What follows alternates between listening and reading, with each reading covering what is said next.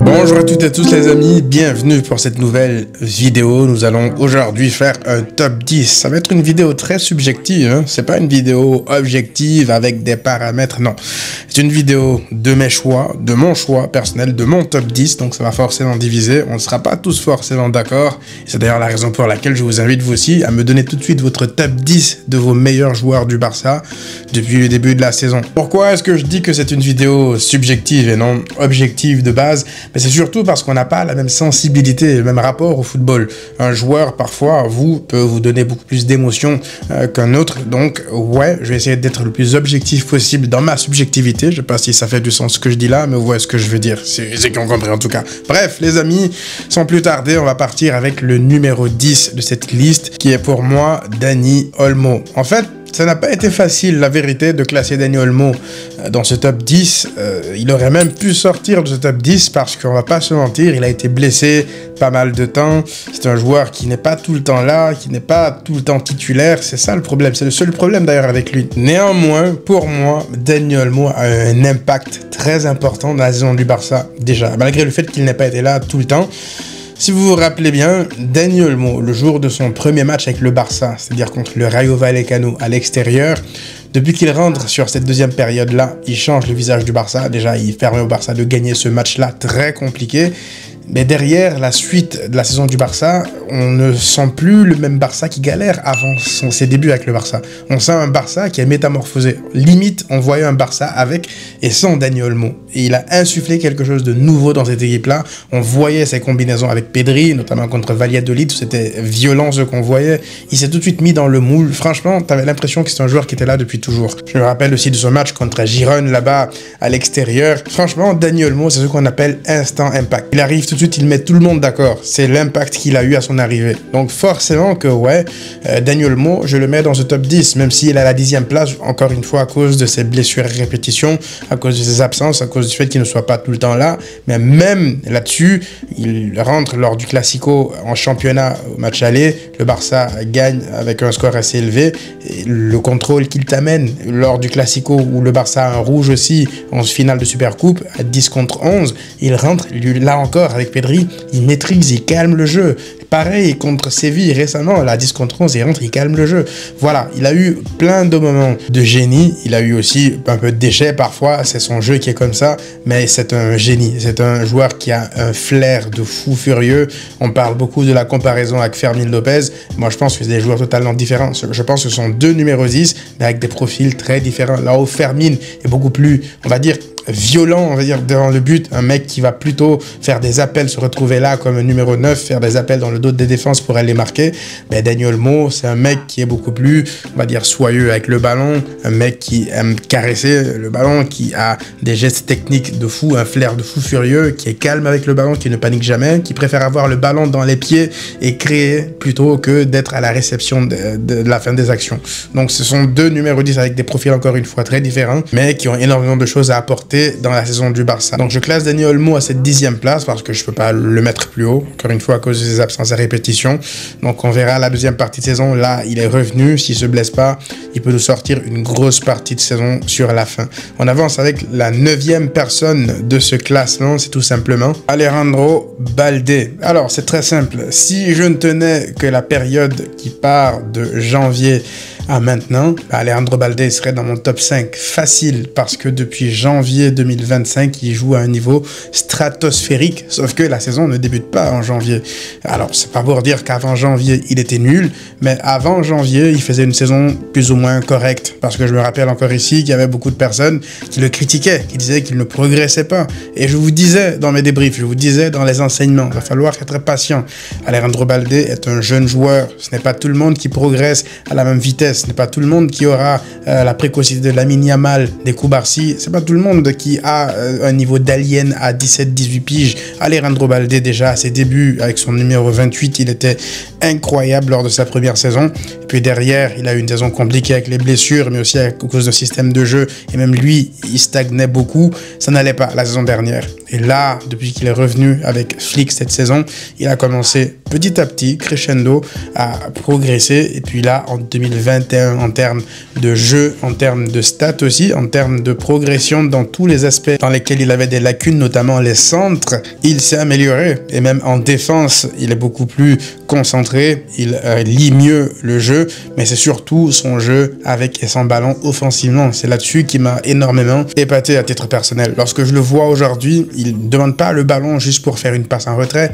Il se voit plus lui-même comme un joueur de complément à Alejandro Balde. Il se voit comme un joueur capable de faire la différence dans cette équipe-là. Il va prendre le ballon, s'il peut faire une passe décisive depuis carrément le milieu, comme il l'a fait contre Valence pour Ferran Torres, il le fera. S'il doit dribbler, éliminer deux joueurs, rentrer intérieur, ça il l'avait fait même à ses débuts, lors de sa première saison, mais là, je trouve qu'il le fait encore mieux parce qu'il est capable d'éliminer à l'arrêt, il est capable de sortir les ballons sur son côté avec son intelligence de jeu. Il a progressé parce que par le passé, franchement, croyez-moi, il n'était pas capable de faire tout ça là, dans la continuité. Et là, il le fait depuis 2025, c'est encore plus flagrant. Donc j'espère que sa marge de progression, il est en train de l'amorcer, il est en train de progresser crescendo et espérons qu'on verra la meilleure version de Balde durant cette saison, sa meilleure version possible à ce stade de sa carrière parce que ça fera du bien au FC Barcelone. On avance avec le 8e joueur de ce classement, c'est monsieur Marc Casado. Voici un autre joueur qui honnêtement aurait pu être beaucoup plus haut dans cette liste, mais la réalité c'est que quand on regarde les joueurs qui sont au-dessus,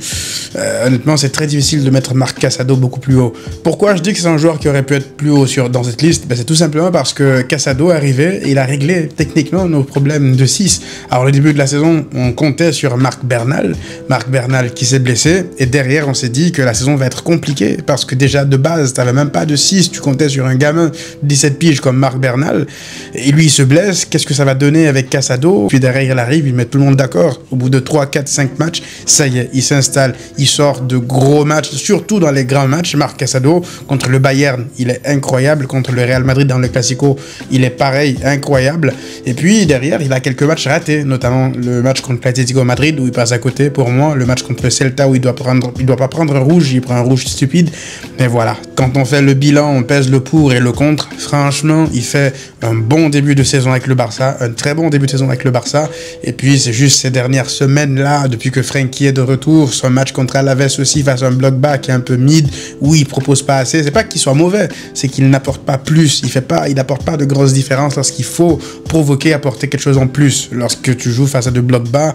tu peux pas juste être là dans le contrôle, tu dois faire un dépassement de fonction, et là-dessus, je pense qu'il a eu du mal face à Alaves, et depuis Frenkie de Jong est revenu un peu en force, et il est un peu en concurrence avec lui je trouve, donc voilà, je l'enterre pas pour autant, néanmoins je pense que Flick non plus va pas l'enterrer parce que Frenkie est de retour comme ça, il va lui donner ça, il va continuer à lui donner sa chance parce que Marc Casado participait à l'équilibre de l'équipe en début de saison. Je pense que si demain il y a une équipe type qui doit être dégagée, ça ne m'étonnerait pas que Flick le mette encore une fois dans le 11 parce que je ne sais pas si Frenkie est déjà à 100% prêt pour les plus gros matchs, je veux dire. Bref, il est à la 8e place, mais encore une fois, il aurait pu être beaucoup plus haut dans la hiérarchie, mais voilà, les dernières semaines m'ont un peu poussé à le mettre un peu plus bas dans la liste. On avance avec le 7e joueur de la liste, c'est monsieur Inigo Martinez. Alors lui non plus, je pouvais pas le mettre beaucoup plus haut parce que les joueurs qui sont devant, ils ont un plus grand impact à mon sens, mais il n'est pas là par hasard à la 7e place parce que Inigo Martinez, moi je me rappelle que d'un seul match raté depuis le début de la saison, c'est le match d'ouverture de la Liga, c'est-à-dire le déplacement à Valence lors de la première journée de la Liga. Il était cataclysmique, disons la vérité, il était catastrophique ce jour-là, il faisait tout à l'envers. Flick avait pourtant décidé de lui faire confiance, je me rappelle, beaucoup de gens disaient qu'on ne comprend pas pourquoi est-ce que Flick insiste avec lui, d'autant plus que la saison d'avant, il avait traversé, voilà, en demi-teinte avec pas mal de blessures et des prestations mid, voilà, il rassurait pas, donc ce match en début de saison face à Valence, à la fin, Flick nous l'a prouvé, pourquoi derrière lui les coachs et nous, le simple mec derrière nos écrans. Flick a eu raison, parce qu'aujourd'hui, lorsqu'on regarde Inigo Martinez, c'est pour moi le patron de la défense, on peut le dire comme ça, et je vais placer naturellement Koubarsi beaucoup plus haut parce qu'il n'est pas encore là dans la liste, parce que pour moi c'est très impressionnant ce qu'il fait, j'en parlais tout à l'heure, mais ce que Inigo Martinez fait, en fait, un peu comme un phénix, de renaître comme ça de ses cendres, alors que tout le monde l'enterrait, surtout à son âge, de sortir des prestations comme ça, d'être aussi serein derrière, parce que moi, je vous mens pas, que lorsque Araujo revenait de blessure, je pensais qu'au bout d'un an, il allait le sortir du 11. D'autant plus que je me disais qu'avec la vitesse de Araujo, le bloc assez haut, la ligne du hors-jeu, tu as besoin d'un défenseur très rapide pour rattraper les attaquants derrière, mais non, ça marche pas comme ça. On voit très bien qu'il gère parfaitement le piège du hors-jeu, lui et Cubarsí. C'est limite lui, le ministre de la Défense derrière. C'est lui qui donne les consignes pour le piège du hors-jeu. C'est lui que tout le monde suit. Les autres sont tout le temps bien alignés et c'est souvent lui qui déclenche le truc. À chaque fois, c'est lui qui fait remonter le bloc. Il joue avec beaucoup de personnalité, c'est surtout ça. Et il n'hésite pas à recadrer. Il l'a déjà fait, hein, pour ceux qui le remarquent parfois dans certains matchs. Recadrer Cubarsí. Cubarsí, c'est un gamin, faut pas l'oublier, même si c'est un surdoué. Donc Inigo Martinez, franchement, grosse saison. Là, il est revenu de blessure. Il est revenu comme s'il s'était jamais blessé. Je pense qu'il s'était blessé quelques semaines. Mais voilà, aujourd'hui, le fait que Araujo ne réussisse pas à le déloger, je pense que ça veut dire énormément de choses déjà. On avance avec le 6e joueur de cette liste, c'est monsieur Jules Koundé. Oui, Jules Koundé, parce que la saison que Jules Koundé est en train de réaliser, je dirais même pas la saison, je dirais depuis 1 an et demi, voire même plus, Jules Koundé joue à un niveau incroyablement élevé, parce que ça remonte bien avant l'Euro, parce que beaucoup l'oublient, la saison dernière il se blesse, je pense que c'est Gavi qui le blesse au bout d'un moment, il se blesse, il revient de blessure, il galère un peu, mais au bout d'un moment il reprend son niveau. Derrière, pour tout le reste de la saison, c'était le mec le plus fiable, au-dessus de Araujo, au-dessus de Cancelo, tous les autres c'était le mec le plus fiable, Jules Koundé la saison dernière. Et puis derrière, il confirme sa forme avec l'Euro, où pour moi c'est le meilleur latéral droit de l'Euro avec Carvajal. Défensivement, il n'y a personne qui arrive à passer sur son côté. Il se coltine de gros joueurs et il revient à Barcelone. Il continue là encore sur la même lancée en début de saison, avec des Nico Williams qui viennent se frotter à lui, avec des Vinicius qui viennent se frotter à lui. Voilà, à chaque fois, je me rappelle à une époque, on le délogeait du côté droit pour mettre Araujo afin de gérer Vinicius, mais là, il n'a plus peur de personne. Je me rappelle, il s'était coltiné aussi Guevara du côté de Naples la saison dernière. Il enchaîne, il y a beaucoup de clients, mais aujourd'hui, Jules Koundé, c'est beaucoup plus offensivement qu'il s'est amélioré. Tu sens qu'il prend du plaisir aussi à combiner avec Lamine Yamal, à jouer, à participer. Son intelligence de jeu aussi, faut le mentionner, parce que Koundé, c'est pas qu'un mec qui dédouble. C'est un mec qui lit très bien le jeu, savoir est-ce qu'il doit dédoubler à l'intérieur ou bien est-ce qu'il doit dédoubler à l'extérieur pour offrir des solutions à Lamine Yamal ou même aux autres joueurs. C'est pour ça qu'il est pas loin de mettre un doublé, voire un triplé au bout d'un moment contre le Betis. Il fait un triplé de passes décisives en Ligue des Champions et voilà, il est présent. Offensivement, il est pas là que pour faire le nombre comme par le passé. Par le passé, tu avais l'impression qu'il était là dans une zone où lui-même il savait pas quoi, qu'est-ce qu'il fait là. Là, aujourd'hui, c'est un joueur différent, qui joue avec beaucoup de confiance à ce poste-là, qui prend du plaisir surtout, et lorsqu'il prend du plaisir derrière, son football, il le récite de manière naturelle. On avance avec le 5e joueur de cette liste, c'est monsieur Pau Cubarsí. Pau Cubarsí, lui non plus, je peux pas le mettre plus haut, et je peux pas le mettre non plus bas. Pourquoi? Parce que, à la différence de Inigo Martinez et des autres défenseurs, Jules Koundé et autres, Pau Cubarsí a 18 piges et Pau Cubarsí vient d'avoir 18 piges. Ça veut dire que jusqu'à il y a quelques jours, semaines en arrière, Pau Cubarsí avait 17 piges. Donc ce qu'il faisait depuis, plus d'1 an maintenant, c'est totalement anormal. C'est pour moi du même acabit de ce que Lamine Yamal est en train de réaliser là devant. La seule différence, c'est que lorsque tu le fais derrière, tu es beaucoup moins médiatisé. Normal, les offensifs ont toujours été largement plus médiatisés. C'est toujours comme ça le football. Mais j'ai pas envie de m'asseoir sur ce que Pau Cubarsí fait juste parce que voilà, il joue derrière ce qu'il réalise. Il s'est coltiné. Je me rappelle au bout d'un moment, Serhou Guirassy dans le physique, il l'a bougé. Il bouge des attaquants physiques. C'est pas en fait le cliché du joueur qui ne fait que de bonnes relances, qui a un bon pied. C'est pas ça avec Pau Cubarsí. Pau Cubarsí aime défendre. Il aime aller au duel, il aime aller même au duel aérien. C'est très rare de le voir perdre un duel aérien. Remarquez lorsque le ballon est là dans la défense, lorsqu'il doit jouer un ballon aérien, même face à de grands attaquants, il perd rarement son duel. Donc moi, il m'épate par rapport à tout ça. L'agressivité aussi qu'il faut. Il n'est pas là pour être dans l'excès d'agressivité, comme Araujo peut l'être parfois, mais l'agressivité qu'il faut pour montrer sa présence. Il est là. C'est pas un joueur propre, voilà, qui se salit pas le short, etc. Moi, je vois beaucoup de comparaisons avec Piqué. Moi, je suis pas d'accord.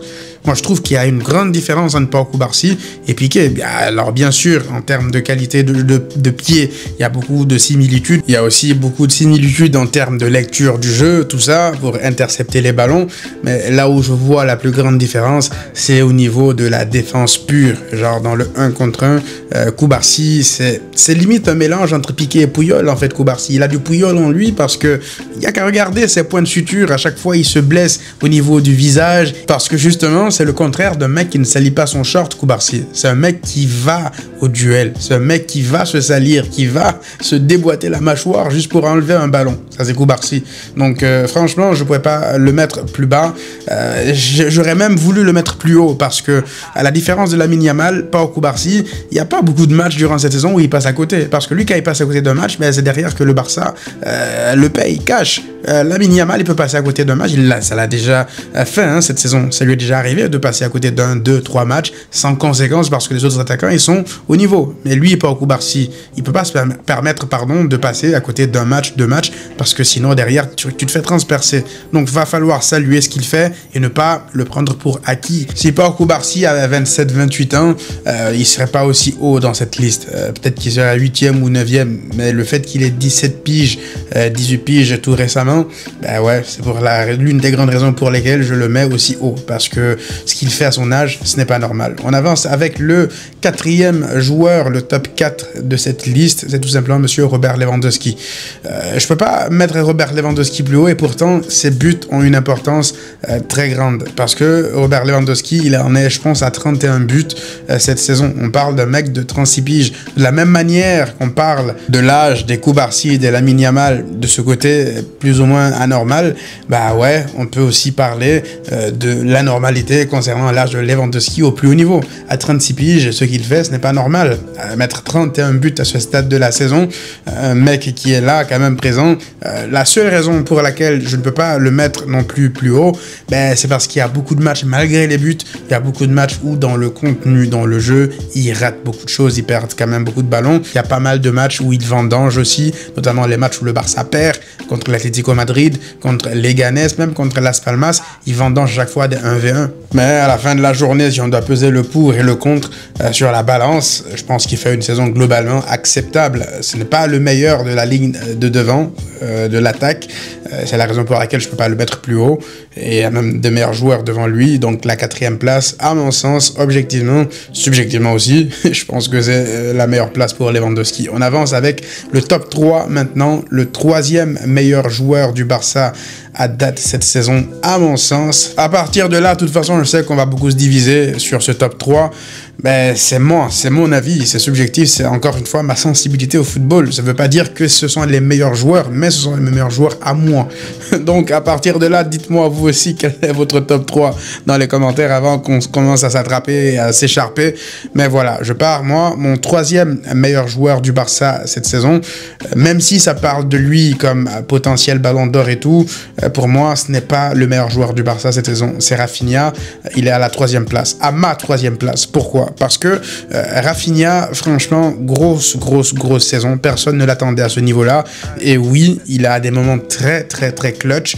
Là, si on doit parler, c'est paradoxal ce que je vais dire là. Il n'est peut-être pas le meilleur joueur du Barça pour moi, mais si demain on doit parler de Ballon d'Or, ouais, il a plus de chances que les deux autres devant de gagner le Ballon d'Or. Pourquoi ? Parce qu'il a beaucoup plus de moments clutch, Rafinha. C'est pour ça que c'est paradoxal. Ça peut paraître paradoxal, mais moi je me comprends. Je sais pas si vous me comprenez. Là, dans mon top 3 Barça, classement Barça, selon mes critères, je le mets 3e parce que tout est question de critères. Hein. Là, on parle de critères. Si on parle uniquement d'être clutch, ben Rafinha, il est top 1 dans mon classement Barça aussi parce qu'il a beaucoup plus de moments clutch, surtout dans les grands matchs, pour débloquer des situations, pour être là, pour tuer des matchs. Mais si je parle de ma sensibilité, de mes critères pour ce classement top 3 Barça, ouais, il reste à la 3e place. Du coup, quels sont mes critères? Déjà, c'est le côté essentiel au jeu du Barça. C'est vraiment, ça veut dire, lui, tu l'enlèves, ça y est, le Barça, c'est fini, c'est mort.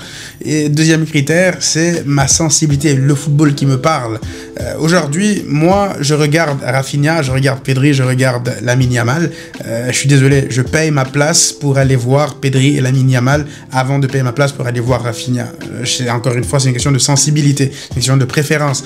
Maintenant, ça n'enlève en rien les qualités de Rafinha, tout ce qu'il est en train de réaliser d'exceptionnel cette saison, on l'a déjà dit à de maintes reprises, mais là, je parle uniquement de sensibilité, de football. Moi, c'est ce football de Pedri et de Lamine Yamal qui me parle. C'est ceci que je veux voir en priorité, même si Rafinha aussi, encore une fois, je sais que je me répète, mais c'est important de me répéter parce qu'il y a des gens qui vont pas écouter cette partie-là et qui vont te dire « Ouais, tu rabaisses Rafinha par rapport à Lamine Yamal et Pedri. » C'est pas ce que je dis. Encore une fois, écoutez ce que je dis.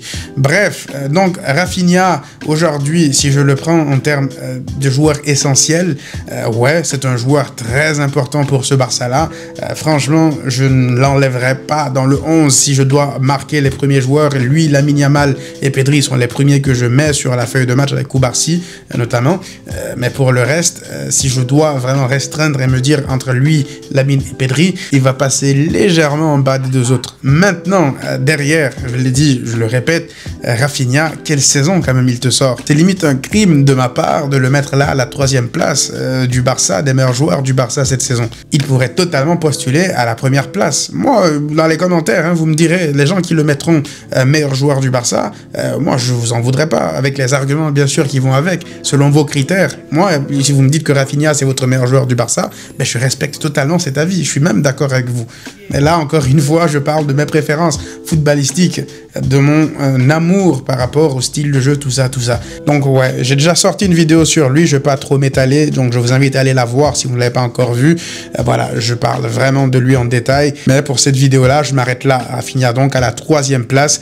Grosse saison. Mais voilà, les deux autres devant lui, pour moi, sont légèrement au-dessus en termes de football et aussi en termes d'essentialité. On avance avec le deuxième meilleur joueur du Barça et donc aussi naturellement le premier joueur. Pour moi, le deuxième meilleur joueur du Barça cette saison, je dis bien pour moi, c'est Lamine Yamal. Et donc Pedri, c'est le meilleur joueur du Barça cette saison. Pourquoi d'abord Lamine Yamal à cette place de numéro 2? Ben, c'est tout simplement parce que on a vu l'impact de l'absence de Lamine Yamal lorsqu'il n'était pas là. Lorsque le Barça avait enchaîné les mauvais résultats, lorsque ça perdait et tout, Lamine Yamal n'était pas là. Et lorsque Lamine Yamal est là, on voit aussi la différence. Alors, ces dernières semaines, il n'est pas à son meilleur niveau, je pense qu'il rate beaucoup de choses, mais lorsque tu regardes de plus près, c'est quoi la vraie plus-value de Lamine Yamal, la vérité, lorsqu'il est là? C'est tout simplement d'abord son profil. En termes de profil dribbleur, ce joueur-là qui apporte le chaos, il n'y a absolument personne d'autre dans l'effectif capable de faire ce qu'il fait. Parce que si on fait là justement le parallèle avec Rafinha, Rafinha et Lamine Yamal se complètent. Pourquoi?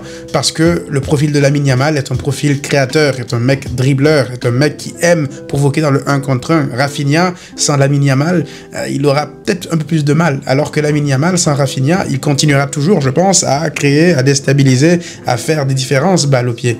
Et tu as besoin de joueurs comme lui dans une équipe, dans une grande équipe, tu as besoin de joueurs qui déstabilisent. Et honnêtement, je déplore le fait que le Barça n'ait pas beaucoup plus de profils déstabilisateurs sur les côtés. Là, lorsque je fais le parallèle avec le Paris Saint-Germain aujourd'hui, tu regardes, ils ont Barcola, ils ont Désiré Doué, ils ont Gvara maintenant, et même Dembélé qui est capable de déstabiliser sur le côté.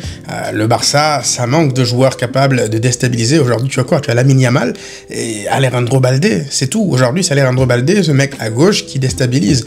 Donc ouais, c'est important d'investir dans des joueurs capables de prendre des joueurs à 1v1 parce que lorsque tu n'arrives pas parfois à déstabiliser de manière tactique, scolaire les adversaires, ben ça passe par les 1v1. Une fois que tu élimines 1-2 joueurs, tu crées des brèches pour des adversaires, pour tes coéquipiers, pardon, et c'est ce que Lamine Yamal fait de manière constante. Du coup, lorsque parfois il est muselé, il y a des prises à 2 sur lui, ouais, le match peut être un peu plus compliqué face au bloc bas. Je ne le mets pas non plus à la première place parce que il y a eu des matchs où il n'a pas été bon, faut se le dire. Il y a eu des matchs où il est passé à côté, soit par excès de confiance ou même il a voulu faire la différence tout seul, ou alors c'était juste pas son jour, quoi. C'est déjà arrivé, il y a eu des matchs comme ça, mais lorsqu'on regarde la globalité, surtout à son âge, la balance, il y a beaucoup trop de matchs où c'est lui qui fait la différence, où c'est lui qui décide du sort du match. Donc ouais, la deuxième place de ce classement, à mon sens, elle est méritée pour Lamine Yamal. Et par-dessus tout, pourquoi est-ce qu'il mérite cette deuxième place?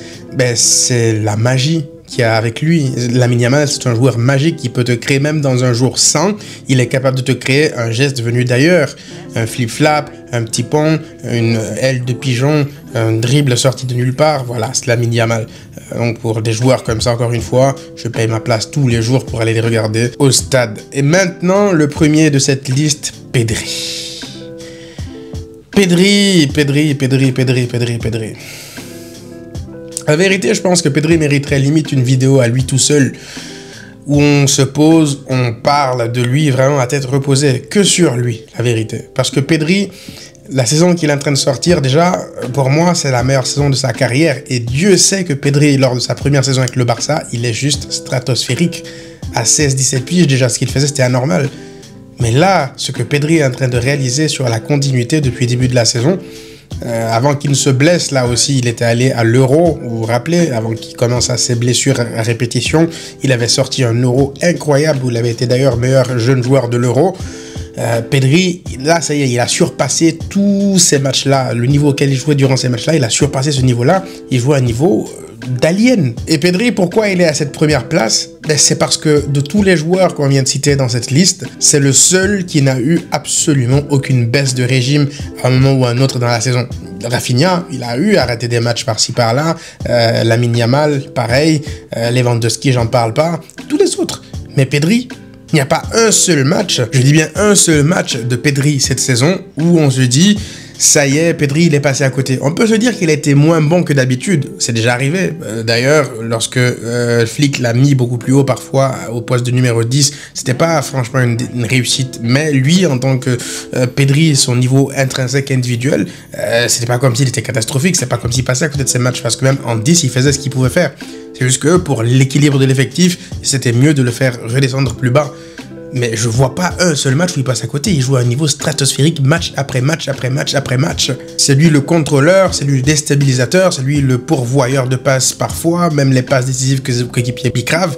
Il y a tout ça. Pedri, c'est un package, c'est un ensemble. Il a tout dans son jeu, il a tout dans son arsenal. Si tu veux qu'il te délivre des passes décisives, il le fera. Si tu veux qu'il contrôle le jeu, il le fera. Si tu veux qu'il élimine pour créer des brèches, comme son but face à l'Atlético Madrid, il le fera. Si tu veux qu'il dicte le jeu à ses coéquipiers, qu'il dicte le tempo de la première à la 90e minute, il le fera. Il le fera.